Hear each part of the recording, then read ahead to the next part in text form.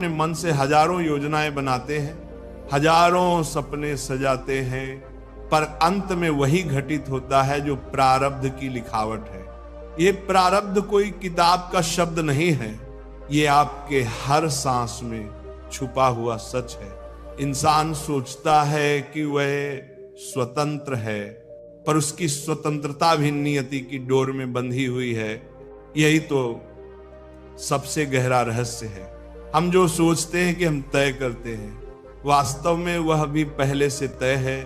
आप कभी गौर कीजिए, कितनी बार आपने मन से ठान लिया कि आज से बदल जाऊंगा, आज से कुछ नया शुरू करूंगा, लेकिन हुआ नहीं। जब तक प्रारब्ध नहीं चाहेगा तब तक आपके भीतर से ताकत नहीं उठेगी, और जब प्रारब्ध चाहेगा तो सबसे असंभव लगने वाले रास्ते भी आपके लिए खुल जाएंगे। ये खेल दिमाग को उलझा देता है। इंसान को लगता है कि वह खुद मालिक है, जबकि मालिक तो कोई और है, वही परम सत्ता, वही अदृश्य हाथ, वही भगवान। ये प्रारब्ध क्यों बनता है? ये आपके ही पिछले कर्मों का फल है। आप भागना चाहें, छुपना चाहें, इनकार करना चाहें, लेकिन फल तो आपको भोगना ही होगा, चाहे आप इसे न्याय कहें या सजा। सच यही है कि प्रारब्ध आपकी रगों में बसा हुआ है, और जब वही समय आता है तो दिमाग को मोड़ देता है, आपके कदमों को उसी दिशा में धकेल देता है जिसकी ओर आप शायद जाना भी नहीं चाहते थे। समझिए, ये जीवन नदी की तरह है। आप तैर सकते हैं, छप छप कर सकते हैं, हाथ पांव मार सकते हैं, लेकिन धारा जिस ओर जा रही है अंततः आप उसी ओर बहेंगे। दिमाग सोचता है कि वह नाविक है, लेकिन नाव का पतवार पहले से ही धाराओं के हवाले है। यही कारण है कि बड़े बड़े राजा, संत, साधु भी कभी कभी खुद को असहाय महसूस करते हैं, क्योंकि प्रारब्ध का असर इतना गहरा है कि इंसान खुद को कठपुतली की तरह देखता है। अब सोचिए, कितनी बार आपने किसी से कहा मैं ऐसा कभी नहीं करूंगा, और फिर वही किया। कितनी बार सोचा कि मैं इस गलती को दोहराऊंगा नहीं, लेकिन फिर दोहरा दी। ये क्या है? यही प्रारब्ध का खेल है। ये दिमाग को मोड़ देता है, इसे भ्रम में डाल देता है कि आप मालिक हैं, पर असली मालिक तो वह कर्मों की गठरी है जिसे आप ढो रहे हैं। लेकिन यहां एक और रहस्य है। प्रारब्ध आपको पूरी तरह गुलाम नहीं बनाता, ये आपको वही अनुभव कराता है जो आपके विकास के लिए जरूरी है। भगवान ने आपको यूं ही पीड़ा नहीं दी, यूं ही सुख नहीं दिया। हर परिस्थिति, हर घटना, हर रिश्ता, सब आपके परिपक्व होने की सीढ़ियां हैं। लेकिन समस्या यह है कि इंसान देखने से इनकार करता है। वह दुख को श्राप मानता है, सुख को वरदान मानता है। लेकिन ये दोनों ही आपके भीतर छुपे हुए पाठ हैं। आप पूछेंगे, तो क्या इंसान कुछ बदल नहीं सकता? बदल सकता है आज, लेकिन दिशा वही होगी जो प्रारब्ध ने तय की है। जैसे कोई बीज है, उसमें नियम का वृक्ष बनने का प्रारब्ध है। आप पानी देंगे, खाद देंगे, पर उससे आम नहीं निकल सकता।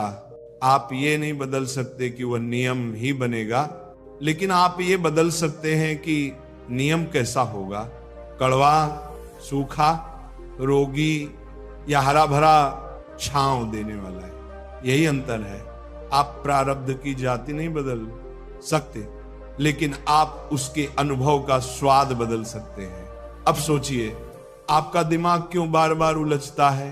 क्योंकि दिमाग को लगता है कि वह कंट्रोल में है, लेकिन जैसे ही घटनाएं उसके हिसाब से नहीं घटती, वह चिढ़ जाता है, दुखी हो जाता है, और यही दुख की जड़ है। अगर इंसान ये समझ ले कि मेरा काम सिर्फ कर्म करना है, परिणाम तो पहले से लिखा है, तो जीवन सरल हो जाएगा। लेकिन यह समझ आसान नहीं है, क्योंकि दिमाग को गुलामी पसंद नहीं। दिमाग हमेशा मालिक बनना चाहता है। यही कारण है कि संत महात्मा कहते हैं, समर्पण कर दो, समर्पण का मतलब है ये मान लेना कि मैं सब कुछ तय नहीं कर सकता। जब आप इस सत्य को मानते हैं तभी शांति आती है। आज क्योंकि तब आप परिणाम के पीछे पागल नहीं होते, आप बस करते हैं और जो होता है उसे स्वीकार कर लेते हैं। अब जरा गहराई से सोचिए, कितने लोग हैं जिन्होंने जीवन में बहुत मेहनत की, बहुत प्रयास किया, लेकिन सफलता नहीं मिली, और कितने लोग हैं जिन्होंने मामूली सा प्रयास किया और बड़ी सफलता पाली। ये अंतर क्यों? ये प्रारब्ध है। कोई चाहे जितना भागे, प्रारब्ध अपनी घड़ी पर दरवाजा खोल ही देता है, और जब समय आता है तो वही छोटे कदम पहाड़ हिला देते हैं। अगर इंसान इस रहस्य को गहराई से समझ ले तो उसके अंदर का घमंड टूट जाता है, क्योंकि घमंड तो इसी सोच पर टिका है, मैंने किया, पर सच्चाई यह है कि आपने कुछ नहीं किया, आपके माध्यम से हुआ। यह स्वीकारना कठिन है, क्योंकि अहंकार मरना नहीं चाहता।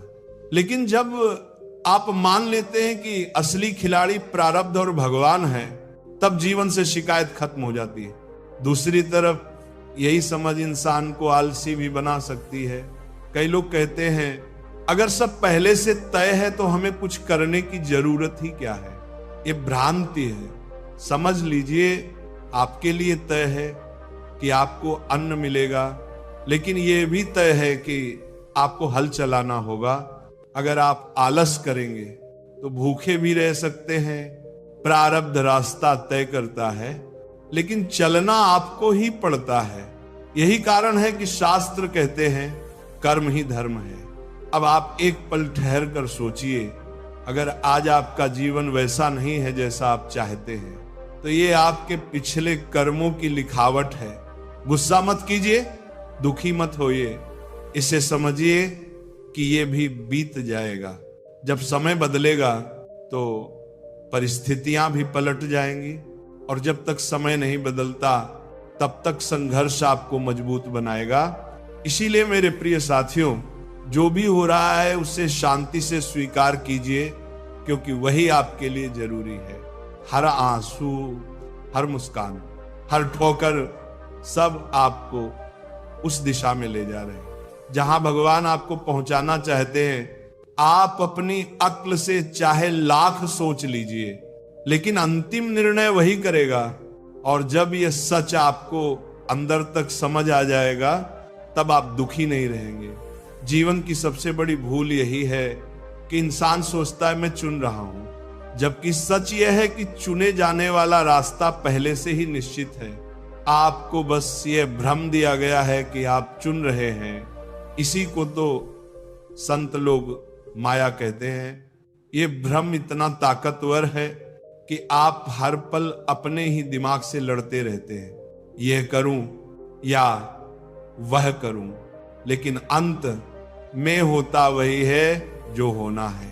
आप जरा गौर कीजिए, कितनी बार आपने सोचा कि मैं इस रिश्ते में कभी नहीं पड़ूंगा, लेकिन पड़ गए। कितनी बार मन ने ठान लिया कि इस जगह नहीं जाऊंगा, लेकिन किसी मजबूरी, किसी कारण, किसी आकर्षण से वहीं पहुंच गए। ये सब खेल है उस अदृश्य धागे का जिसे आप नहीं देख पाते, पर वही आपकी चालें बुन रहा। यही प्रारब्ध है। कभी कभी आपको लगता है कि आप गलती कर बैठे, आप पछताते हैं, लेकिन सोचिए, अगर वही गलती आपके जीवन की सबसे बड़ी सीख बन जाए, तो अगर वही दर्द आपको भगवान के करीब ले जाए, तो तब क्या वह गलती सच में गलती थी? नहीं, वह भी प्रारब्ध का हिस्सा थी। इस संसार में जो भी हो रहा है वह आपके आत्मा की यात्रा का एक पड़ाव है। आप रुक नहीं सकते, पीछे नहीं लौट सकते, आप केवल आगे बढ़ सकते हैं। और इस आगे बढ़ने की राह को जो दिशा देता है वह है प्रारब्ध। यह आपकी आत्मा का नक्शा है, और इस नक्शे के हर मोड़ पर वही लिखा है जो आपके विकास के लिए आवश्यक है। अब जरा इस पर सोचिए, जब बच्चा जन्म लेता है तो वह कुछ नहीं जानता, लेकिन धीरे धीरे उसे जिन परिस्थितियों से गुजरना पड़ता है वे उसे ढालती हैं। कभी गरीबी, कभी अमीरी, कभी सुख, कभी दुख, सब मिलकर उसे वही इंसान बनाते हैं जो वह आगे चलकर होता है। अगर ये सब आपके हाथ में होता तो क्या आप खुद को कभी दुख देते, कभी असफलता का स्वाद चखाते? नहीं। लेकिन यही तो जरूरी है, क्योंकि बिना हार के जीत की कीमत नहीं समझ आती, बिना अंधकार के प्रकाश का महत्व नहीं होता है। प्रारब्ध का एक गहरा नियम है, ये आपके अहंकार को बार बार तोड़ता है। जब भी आपको लगता है कि अब सब आपके कंट्रोल में है, तभी कोई झटका आता है और आप फिर से सोचने लगते हैं, मैं तो कुछ भी तय नहीं कर पा रहा। ये अहंकार का पतन ही आपको आध्यात्मिकता की ओर ले जाता है। यही कारण है कि कठिनाइयां जीवन का वरदान है, क्योंकि वे आपको झुकना सिखाती हैं। कितने लोग हैं जिन्होंने दुख झेलकर भगवान को पाया है। सुख में तो कोई भगवान को याद नहीं करता। सुख में इंसान कहता है, देखो मैंने किया।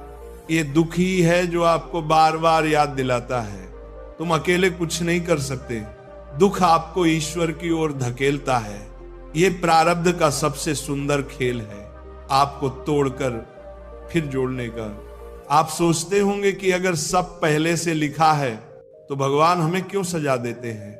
नहीं, ये सजा नहीं है, ये सीख है। जैसे लोहे को तपाए बिना तलवार नहीं बन सकती, वैसे ही आत्मा को कठिनाइयों से गुजरे बिना उसका तेज नहीं निकलता। भगवान आपको दंड नहीं दे रहे, वे आपको तराश रहे हैं। ये समझ जब भीतर गहराई से उतर जाएगी, तब आपके आंसू भी आभार में बदल जाएंगे। देखिए, इंसान के भीतर दो ताकतें चलती रहती हैं, एक है उसका मन और दूसरी है उसका प्रारब्ध। मन बार बार अपनी इच्छाएं थोपता है, लेकिन प्रारब्ध उसे वहीं ले जाता है जहां उसे जाना है। यही कारण है कि कभी आप बहुत कोशिशों के बाद भी असफल हो जाते हैं और कभी बिना कोशिश के ही आपको वो मिल जाता है जिसकी आपने कल्पना भी नहीं की थी। यही तो है समय पर होना। हर घटना का अपना समय है। जैसे सुबह का सूरज दोपहर में नहीं उग सकता, वैसे ही आपकी किस्मत का फूल अपने समय से पहले नहीं खिल सकता। आप चाहे लाख खींच लें, वह नहीं खिलेगा। और जब समय आएगा तो बिना खींचे भी खिल जाएगा। अब सवाल है, जब सब समय पर ही होना है तो हमें क्या करना चाहिए? आपका काम सिर्फ इतना है कि अपने मन को शांत रखिए, अपना कर्म कीजिए और विश्वास बनाए रखिए। क्योंकि अगर आप अधीर हो गए तो पीड़ा बढ़ जाएगी। अगर आप धैर्यवान रहे तो वही परिस्थितियां आसान लगेंगी। दुख और सुख दोनों बाहर नहीं है, वे आपके मन की प्रतिक्रिया में हैं। याद रखिए, प्रारब्ध आपको रास्ता दिखाता है, लेकिन भगवान आपको ताकत देते हैं। अगर आप भगवान से जुड़ जाते हैं तो प्रारब्ध का बोझ हल्का हो जाता है। जो दुख असहनीय लगता था वही सहन हो जाता है। और यही कारण है कि संत कहते हैं, भगवान को थाम लो। क्योंकि जब आप उन्हें थामते हैं तो आप प्रारब्ध के गुलाम नहीं रहते, आप उसके साक्षी बन जाते हैं। एक साक्षी की स्थिति बहुत अद्भुत होती है। तब आप देखते हैं कि जीवन आपके सामने घट रहा है। आप दुख भी देखते हैं, सुख भी देखते हैं, पर भीतर से अडोल रहते हैं।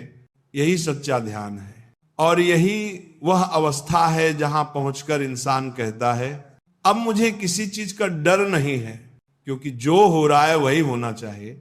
अब मैं आपसे एक सवाल पूछना चाहता हूं, क्या आपने कभी महसूस किया है कि जब आप बहुत जोर लगाते हैं तब चीजें और बिगड़ जाती हैं, और जब आप छोड़ देते हैं तब सब अपने आप ठीक हो जाता है? यही तो है प्रारब्ध का कमाल। जब आप छोड़ देते हैं तो आप नियति के साथ बहने लगते हैं और तभी जीवन सहज हो जाता है। यहां एक कठोर सच्चाई है, अगर आप सोचते हैं कि आप अपने भाग्य को मात दे देंगे तो आप भ्रम में हैं। आप अपने प्रारब्ध से भाग सकते हैं, लेकिन भागते हुए भी वही आपको पकड़ लेगा। आप चाहे लाख दिमाग लगाएं, लेकिन वो आपको उसी मोड़ पर ले आएगा। जहां आपको पहुंचना है। यही कारण है कि महान संत कहते हैं, भाग्य से लड़ो मत, उसे स्वीकार करो, क्योंकि स्वीकार करने में ही शांति है। लेकिन याद रखिए, स्वीकार करने का मतलब हार मानना नहीं है। स्वीकार करने का मतलब है समझदारी।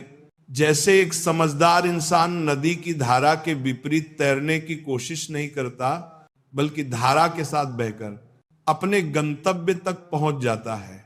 जीवन में सबसे बड़ी आजादी वही है जब आप स्वीकार कर लेते हैं कि आप पूरी तरह स्वतंत्र नहीं हैं। सुनने में ये उल्टा लगता है, कैसे गुलामी में भी आजादी हो सकती है, लेकिन यही तो रहस्य है। जब आप मान लेते हैं कि सब कुछ आपके हाथ में नहीं है, तभी आपके भीतर से तनाव समाप्त होता है, क्योंकि अब आपको लड़ना नहीं पड़ता, अब आपको बहना सीखना पड़ता है। प्रारब्ध आपको बांधता है, लेकिन वही बांध आपको गहराई भी देता है। जैसे लहरें किनारे से टकराती हैं, वैसे ही प्रारब्ध आपकी सीमाओं से टकराता है।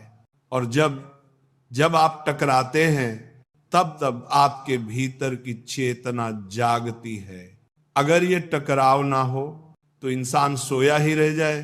दुख, असफलता, बाधाएं, ये सब आपके भीतर की नींद तोड़ते हैं। और यही तो भगवान चाहते हैं कि आप जागें। आप देखेंगे, जब जीवन बहुत आसान होता है, तब इंसान भूल जाता है कि कोई परम सत्ता भी है। लेकिन जैसे ही कठिनाई आती है, वो हाथ जोड़कर कहता है, हे भगवान, अब तुझ पर भरोसा है। यही तो प्रारब्ध का असली उद्देश्य है, आपको वहां ले जाना जहां से आप कभी दूर चले गए थे। अब आप समझ गए होंगे कि क्यों बार बार कहा जाता है सब कुछ अपने समय पर होता है। क्योंकि अगर फूल वक्त से पहले खिल जाए तो उसकी खुशबू अधूरी रहती है। अगर फल अधपका तोड़ लिया जाए तो वह कड़वा होता है। जीवन भी ऐसा ही है, जब वक्त आएगा तभी सब मिलेगा। चाहे वो सफलता हो, प्रेम हो, धन हो या ईश्वर का साक्षात्कार हो। लेकिन दुख तब होता है जब आप अधीर हो जाते हैं। आप कहते हैं, भगवान अभी क्यों नहीं? पर भगवान कभी जल्दबाजी नहीं करते। उनका समय आपका समय नहीं है। वे जानते हैं कब क्या देना है। और जब सही समय आता है तो जो चीज असंभव लगती थी, वही सहज रूप से आपके जीवन में उतर आती है। इसलिए समझदार वही है जो धैर्य रखे, जो हर परिस्थिति में यही कहे, ये भी ठीक है। यह वाक्य सुनने में सरल लगता है, लेकिन इसका अर्थ गहरा है। जब आप कहते हैं ये भी ठीक है, तो आप भगवान की योजना को स्वीकार कर रहे हैं। तब आप दुख को भी वरदान की तरह जीने लगते हैं। और यही स्थिति है जहां से सच्चा आनंद शुरू होता है। मेरे प्रिय साथियों, जीवन में हर मोड़ पर याद रखिए, आप अपने प्रारब्ध से भाग नहीं सकते, लेकिन आप इसे शांति से जी सकते हैं। आप इसे शिकायत के साथ जी सकते हैं या आभार के साथ। चुनाव यही है। और जब आप आभार चुनते हैं तो हर घटना, हर आंसू, हर हंसी, सब आपके भीतर एक नया फूल खिला देते हैं। अगर आप सचमुच भगवान के भक्त हैं तो आपको ये समझ लेनी चाहिए कि उन्होंने आपके लिए जो लिखा है वही सर्वश्रेष्ठ है। हो सकता है आज आपको दर्द लगे, पर वही दर्द कल आपके लिए शक्ति बन जाएगा। हो सकता है आज कोई दरवाजा बंद हो, पर कल वही आपको बेहतर रास्ते पर ले जाएगा। भगवान भूलते नहीं, वे देर करते हैं, लेकिन देते वही हैं जो आपके लिए आवश्यक है। इसलिए अब शिकायत छोड़िए। हर सुबह जब उठें तो यही कहें, हे प्रभु, मुझे वही दो जो मेरे लिए सही है। मुझे वही दिखाओ जो मेरी आत्मा के लिए जरूरी है।